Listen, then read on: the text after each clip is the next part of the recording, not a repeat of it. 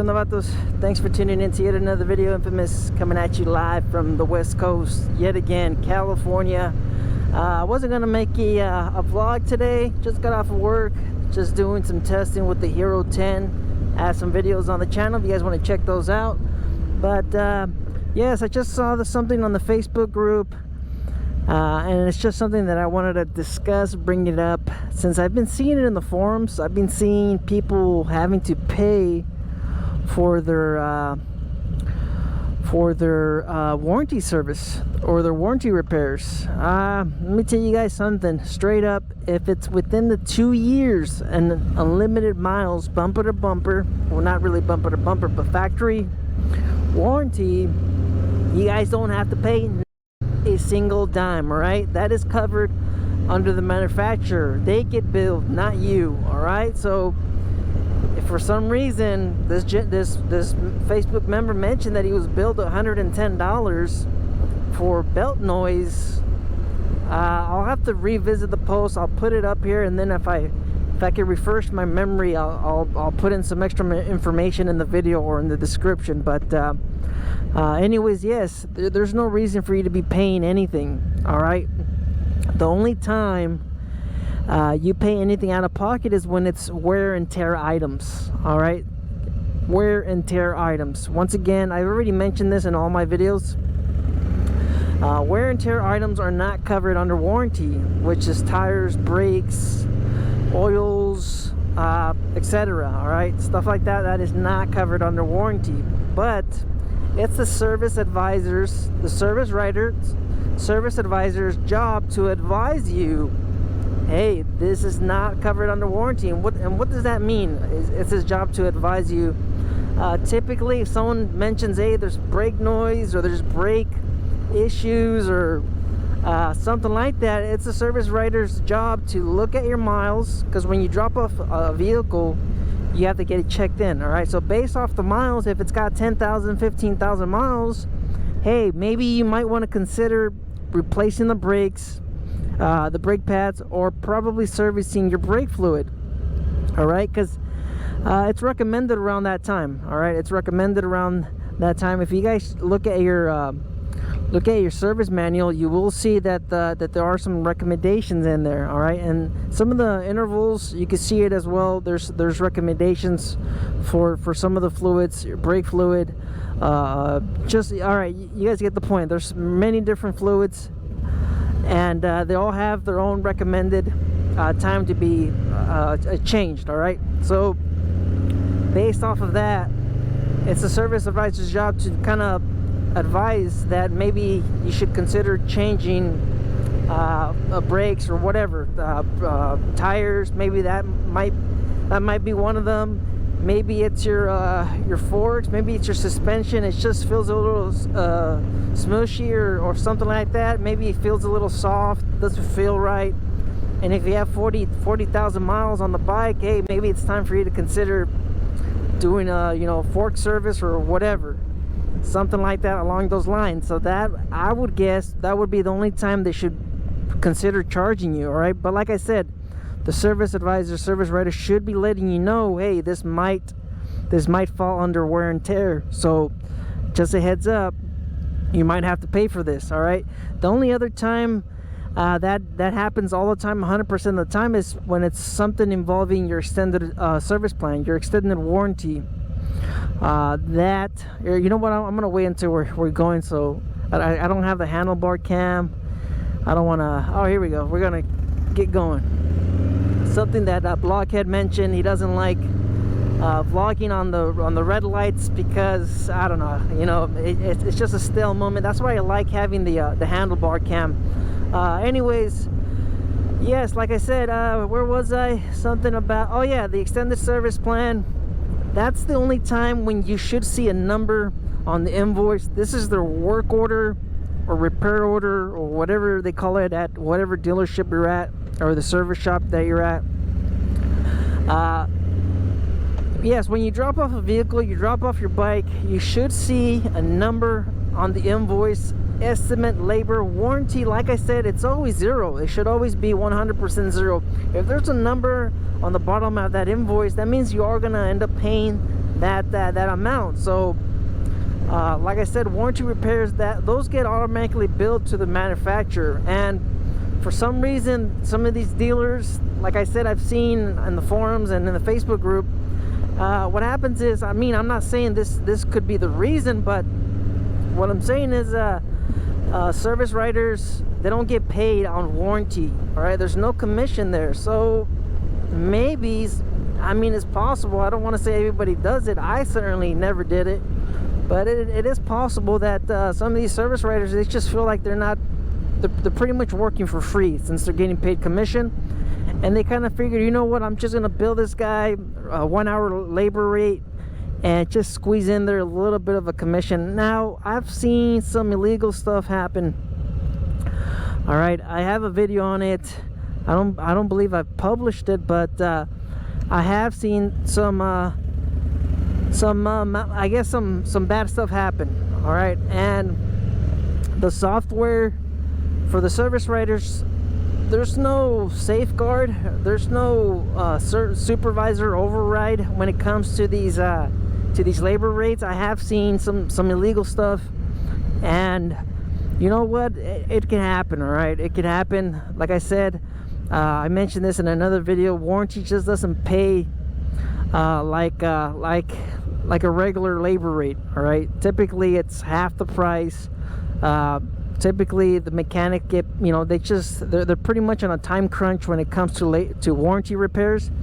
That's one of the reasons why a lot of service writers, they just don't like doing them. All right, you don't get paid commission, and if you get a bad survey, like I mentioned in another video, you could lose 40% or all of your commission for that month, and that's all on a warranty repair. That's just not worth it. All right, like I said, this used to happen all the time. We would see brand new vehicles come in, and we would just kind of walk away and pretend like we're doing something in the shop or something of that sort. We would always try to just kind of hide and just try to do something else, because we know the warranty repairs, they just don't pay. And when there's a brand new vehicle, a lot of the times they have that prepaid maintenance plan, which is, like I said, there isn't really commission in that either. All right, because the commission's already paid for at the finance.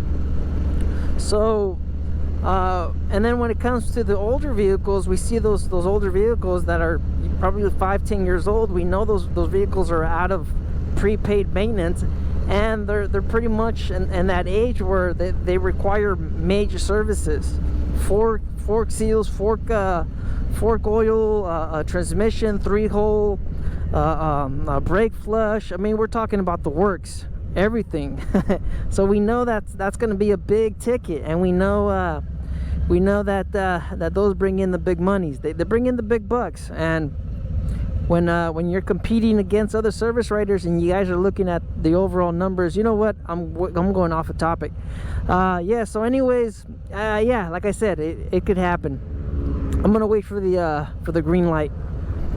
All right, so there was another example.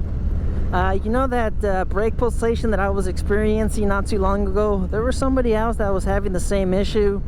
It's just the rotors, they're just not true sometimes. And Harley specs, if they're within a thousandth of an inch, then they're fine. Even though you can have pulsating, you can have the whole front fairing shaking, stuff like that, as long as it's within Harley spec or manufacturer spec. Let's just be, you know, neutral with all the other manufacturers. As long as it's within the manufacturer spec of that component, then they're not going to replace it. So I guess what happened with this guy on the forums, like I said, this gentleman, he had the issue, and they blamed something about brake dust.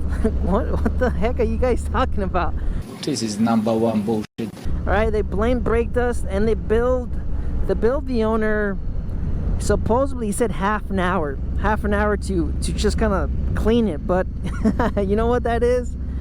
That's called brake cleaner. They just sprayed the brake cleaner on the rotors and called it a day. So ching ching, $67. Pay up, sucker. Pay up, sucker. Oh, you had a fire? you pay me. Yeah, so it's just a bunch of BS. And I'm pretty sure they also build them for the brake cleaner as well, because I mean, it is what it is. Typically you would have to bill the customer for all of that. So he ended up paying $70 something for a warranty, for a warranty fix, and it should have been covered under warranty. Yes, like I said, it's brake, it's wear and tear, but and brakes are, of course, that's not included. But I mean, honestly, what's you know, it's just customer service, guys. That's it. It's all about customer service. If just spraying it down with brake cleaner, it's not, I mean, it's not going to cost the dealership anything. Come on. I mean, like I said, I've been in that situation before, and if it turns out that that's the issue, I mean, I've never done anything like that. I've always been kind of like, you know what, just hook the guy up. He's the owner, he's a customer, he's got this and he's got that, or whatever, you know. If he has the prepaid maintenance plan and he's coming in, he's bringing it in, I always say, you know what, let's just do the customer a solid. But to be charging the customer $70 to just spray the rotors with brake cleaner, honestly, that's a load of crap. But I mean, there's dealers out there, and there's service writers, like I said, they get paid commission, and they just want that money. So, and of course, I mean, it just depends on the customer. If the customer's coming in and acting like a fool and demanding all kinds of free stuff, well, then you know what, F that. I'm gonna charge you everything. If you're gonna nitpick every little thing, I'm gonna bill you for every little thing. But let's go ahead and go back to the very beginning of the invoice. All right, that's the key detail. If that invoice has $0 on that invoice, or estimate, I believe it's an estimate. Invoice is when you pay. Yeah, oh man, all right. If you have a 0 at the bottom of that estimate on the work order, repair order, warranty order, or whatever, then you shouldn't be paying anything out of pocket. 100% bottom line, you should not be paying anything out of pocket. All right. If there's a dog distracted me, just kind of eyeballed me, kind of like, what's up?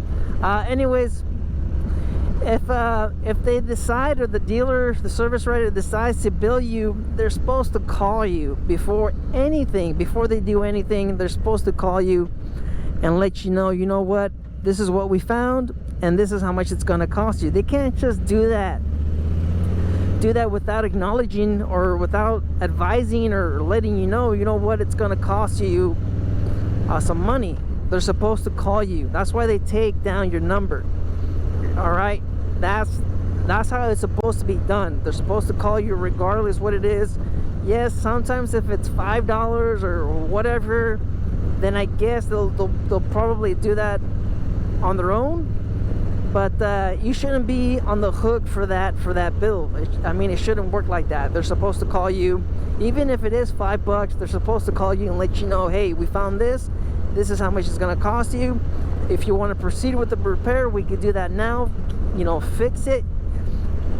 If you don't, we'll put it back together and you could take it, or whatever. All right, if it is under warranty. So, I mean, that's it.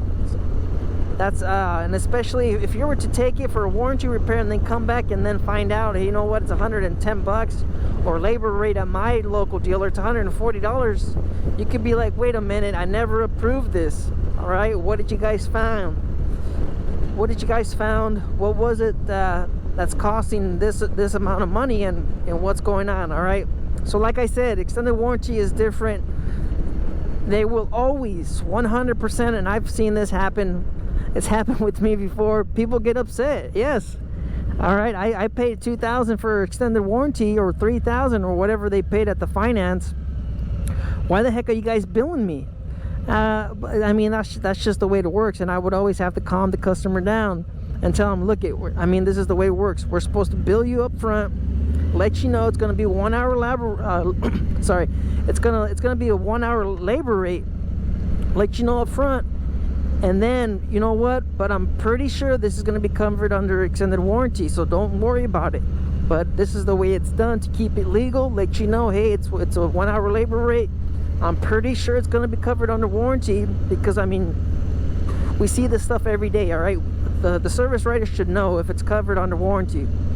Most of the times, if they're telling you, hey, this might not be covered under warranty, you might have to be prepared to pay up. But like I said, most of the time, if it's within powertrain or whatever your extended warranty is, or your extended service plan, most of the time it will be covered, unless you know you modified something or you voided your warranty. Like I said, you put an aftermarket tuner and now something's going on with the powertrain, and the service writer doesn't know about that. You're gonna get billed. All right, so I mean that's pretty much it. I'm not sure what else to add. You guys want to go ahead and leave your questions down below. I also have another video on just warranty. I haven't edited that one. I haven't edited that video yet, or yeah, anything. I'm pretty much super behind on videos. I've been taking care of the little one. He's actually sick. He has his first cold, so we're just kind of worried about that. And I mean, living right now and pandemic and viruses and all this other stuff, it's a little scary, but the little guy seems to be doing fine. Yeah, if you guys want to share your own past experiences, go ahead and leave your comments down below. Let me know, you know, what happened or what's going on. Some of you guys, like I said, some of you guys reach out on my Instagram, and I give you guys a few tips on there, like I said. Yeah, so just just leave your comments, leave your experiences down below. Maybe someone can benefit from that information. That's why I enjoy making this and making these videos and uploading this type of content. All right, you guys just stay out there, stay safe, don't believe everything you read. Life's a risk. Get out there and ride. Later.